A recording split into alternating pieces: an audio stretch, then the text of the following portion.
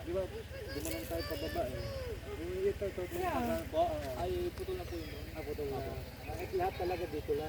Meron pong isa pang dito na yung daan. Doon naman po sa Santa Maria labas na. Santa Maria. Pero pagka dito lang po kayo galing, mas malapit sa po.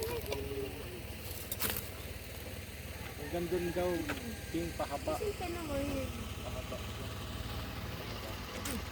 Tatawagin itong Gladys Bamboo Resort. Puro bamboo.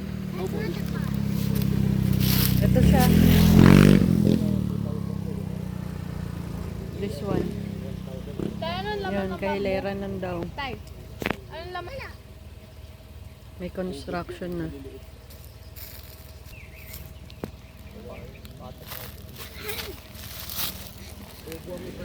May kawayan ka na. Bamboo ano. Ako din kanina nasusukay. Bamboo na din doon. May hagit na kawayan. Tumanggal. Yung baba daw, yung baba. Ang para pa ganyan po yun nandun. Ayun po ang mismo po may damong yan. Diretso po. Kaya mo lang ate, hindi yan tatalon. Kaya mo lang. Yung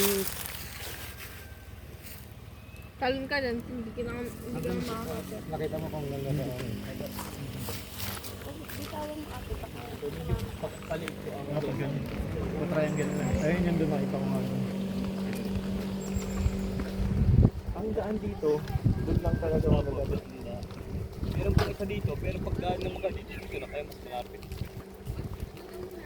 Yan po, dagat na po aring kabila rin.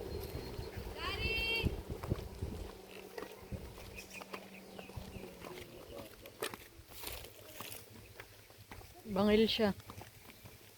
Pababa siya. Baba. Yun ang patag na patag po. Yun po yung pang Ayan. ginagawa namin. Yung building nila. Kaso pag ganun siya pala, patusok. Opo, patusok po siya. Ayun na, ang dagat. Ano to? Anilaw? Orange po to. Parang so, bawal. Ang nakakasako. Bawal po. Bawal na tayo. Yan po, may nakapaw po sa dagat. Ang gilid niyan. Pwede po kayo ligo sa dagat. Yan po ang dagat sa gilid. Kaso, ano to? Creek line ano? Saan nag-start ng creek line to?